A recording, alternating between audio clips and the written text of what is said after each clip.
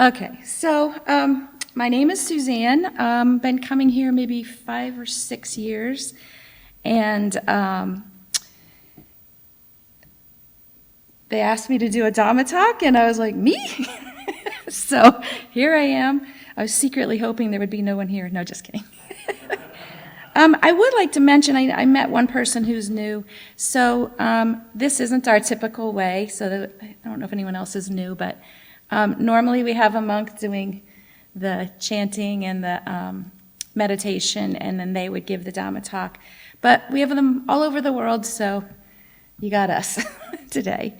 So I just thought I'd share with you part of my journey in meditation and Buddhism. I didn't mention that I'm a retired middle school teacher, so talking in front of the kids, I can do cartwheels. Talking in front of adults, I get nervous, so bear with me. But a few years ago at a staff meeting, our principal asked who meditates daily, and I proudly raised my hand. And then they said, who journals regularly? Proudly raised my hand. And no one was surprised, everyone was impressed, and it felt good to me. But upon reflection, I realized that although those things were true, my ego got the best of me. So I've also been practicing yoga for many, many years, and it first began as a way to heal my body, specifically migraines, and later developed into a more spiritual practice for me.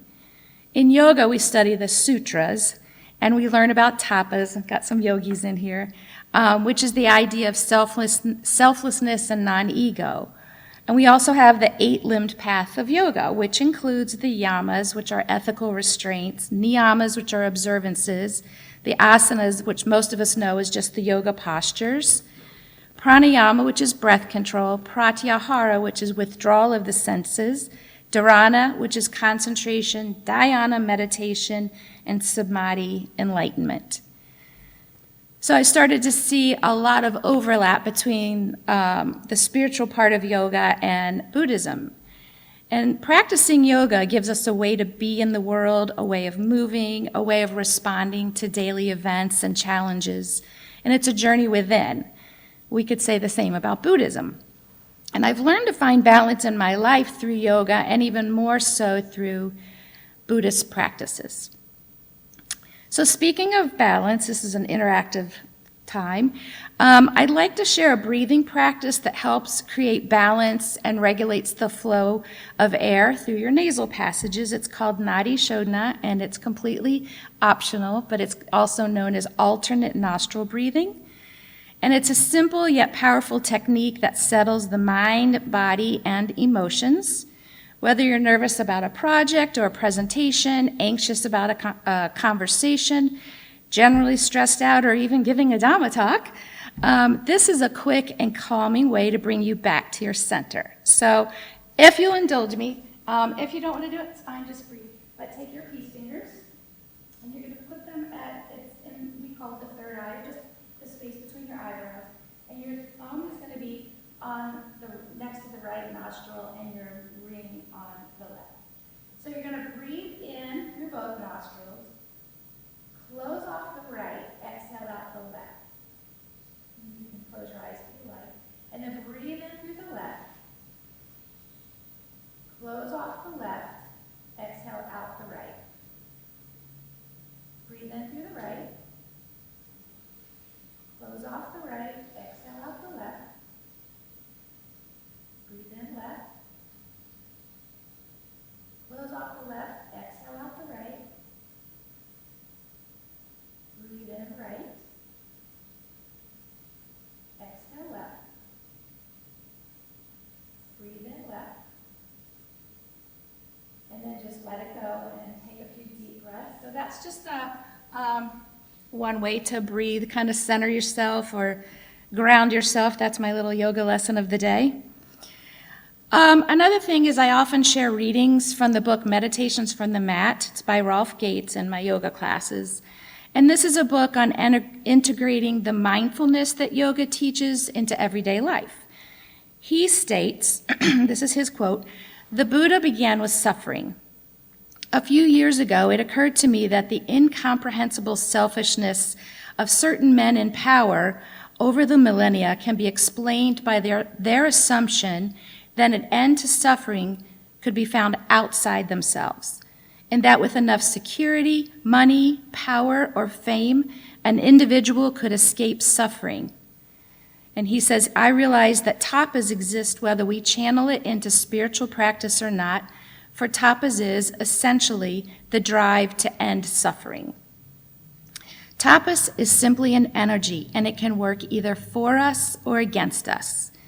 In the ascendance of a Stalin or a Saddam Hussein or an Osama bin Laden, there's evidence of tremendous drive, a burning zeal to live, to rule, to win.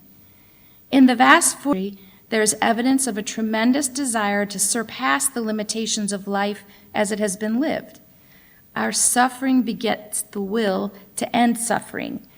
The will to end suffering becomes the tapas of yoga when it's grounded in personal responsibility. The tapas of a Stalin or an abusive spouse or head of a tobacco company is based on the belief that our suffering is caused by external events. The tapas of yoga is based on the idea that our suffering is caused by our reaction to external events.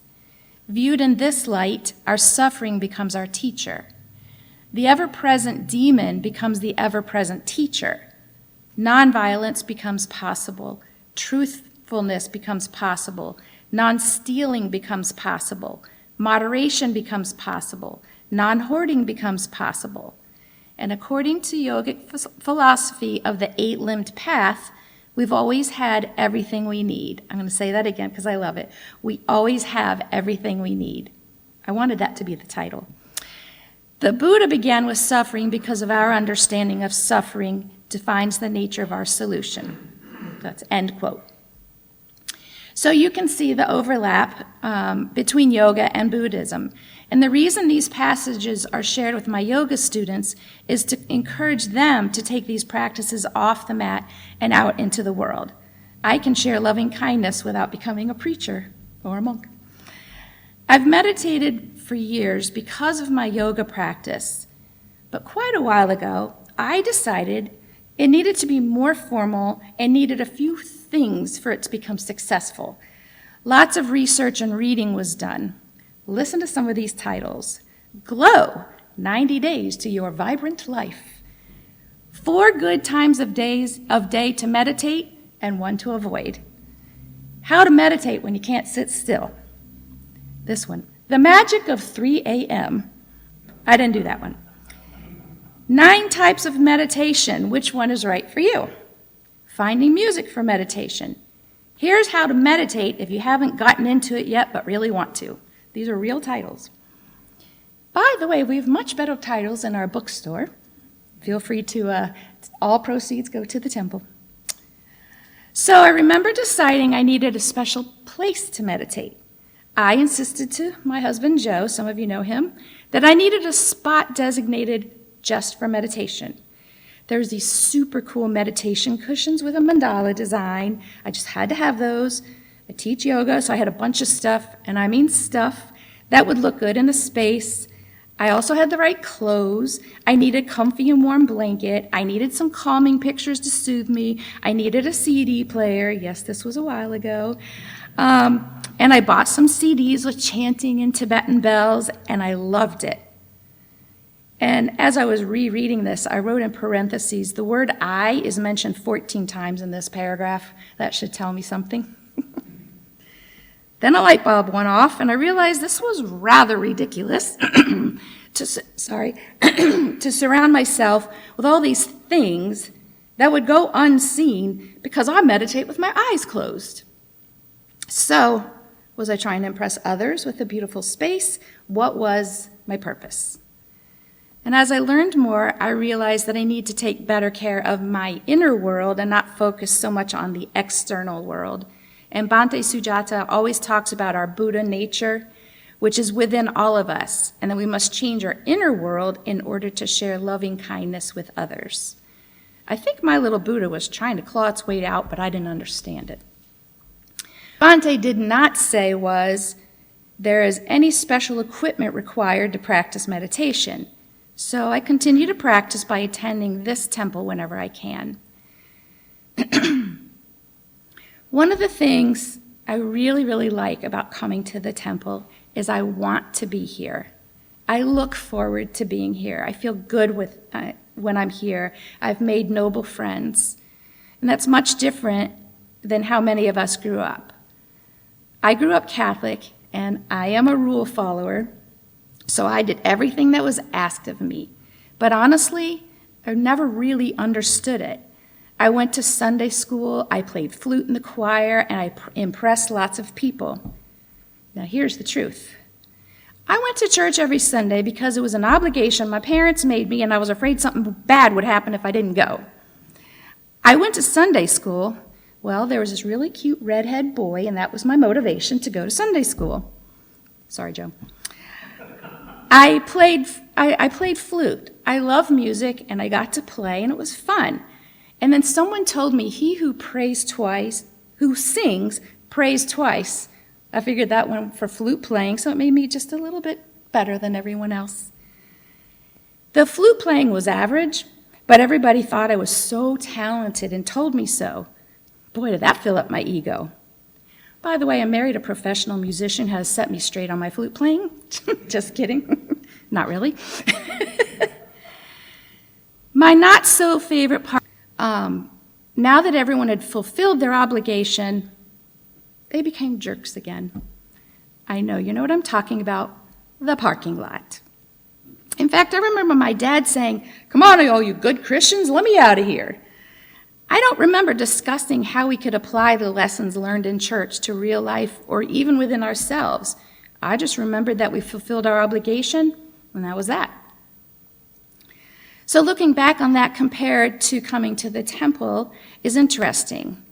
I never really wanted to be in church.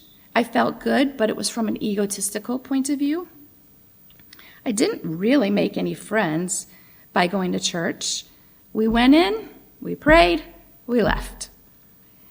Don't get me wrong. I do believe it gave me a good moral foundation on which to live, but I often lived in fear of what would happen if I veered off that path. It was also helpful when I got married. We both grew up Catholic. He was even an altar boy, so that impressed everybody. You can talk to him about that later. But we also grew and learned together and realized we were not getting much from going to church. Sometimes we even had arguments because he would drag his feet when it was time to go, and I was so worried about someone finding out we missed Mass. It's not a healthy situation. We never have that situation when coming to the temple, and we always have healthy and deep conversations on the way home. It brings us closer, and after 37 years of marriage, I think we're going to make it. So many times I've heard Bhante Sujatha talk about meditation. When we come to the temple to meditate, we're practicing. The challenge is to take it off the cushion and out into the world. I love this. And it's similar to the title of the book I shared a few minutes ago, Meditations from the Mat by Rolf Gates. You don't need a special place, equipment, books, or music to meditate. As the Nike ads say, just do it. Do it in the grocery store. Do it when someone upsets you. Do it when you're bored. Do it when you're stressed, when you're emotional, when you're helping others. Do it at every red light. A few months ago, Bhante Yogavakara Rahula gave a talk entitled Mindfulness of the Body, Gateway to the Mind. He gave a suggestion that in the social media world might be called a meditation hack, but he said 1 minute every hour. Just take 1 minute and meditate. And you've brought that up several times. It's a simple but powerful practice, and there's no place you can't do it. So as I learn and study, I realize how much meditation and applying Buddhist practices improve my life. Here's a little list of a few ways I've tried to apply it. The first is offering loving kindness to myself and accepting all that I am. My dad died a few months ago, so I have to accept that. And there's that idea of impermanence. He's not here forever. Dealing with difficult people and family members. I offer loving kindness. I move on and let go. I can't control the actions of others, but I can control how I react to different situations and people, so I'm choosing not to suffer. I found the perfect place to teach yoga and got a free gym membership. Had a pool, a sauna, a track, all the equipment you want, all these great classes. I mean, it was perfect. It was close to the house. The gym closed 3 months later. I had to let go, and there's impermanence again. I'm learning to be more mindful instead of multitasking, so I try to apply meditation and mindfulness even when making coffee. Pour over is great for that, by the way. Some yoga studios measure your class based on how many attended and not the quality of the class. I found myself checking everyone's class size and using that to measure my own ego, which is so silly. So I'm learning to let go of my ego and talk about attachment. I talked about learning to meditate throughout the day, breathing. I love this. The space between the breaths can be considered a meditation or a place of stillness and peacefulness. You can't take a breath in the past. You can't take a future breath. You can only take this breath. So live in the present moment. Bante's Asaji, Bhadia, Amita, Kasaba moved on. We were becoming friends with them and felt an attachment to them. And I have to say, letting go and impermanence is not always fun. I recently retired from teaching middle school, and the staff decided to do a roast to celebrate my retirement. So a roast is a speech honoring someone, and there's jokes and sarcasm and satire. And it was a lot of fun, but the best one was from a former colleague. He used to pick me up from the train, and we rode to school every day, and he was a new dad of infant twins, and he was just always tired. So the joke was that I told him to meditate while driving. He said that I told him just to close his eyes and breathe, and I would guide him through a calming meditation as well as guide him to work. Of course, this did not happen, but this was his version of a roast. It was quite funny, but I thought it was pretty cool that someone would think I could do that. Now that I am retired, I still teach yoga, and we begin and end every class with a short mindful meditation. I also do Thai yoga massage, which is based on the idea of metta. What a wonderful way to share my energy with another person and offer loving kindness through compassionate touch. These are 2 ways I've been able to offer loving kindness towards myself and take my practice off the mat or the cushion and out into the world. So think about how you take your own practice off the cushion. As the Bhantes always say, I hope you learned something today, and please remember you can meditate anywhere without equipment, including at a red light, but don't close your eyes for that one. Thank you. I wish all of you health, happiness, and peace.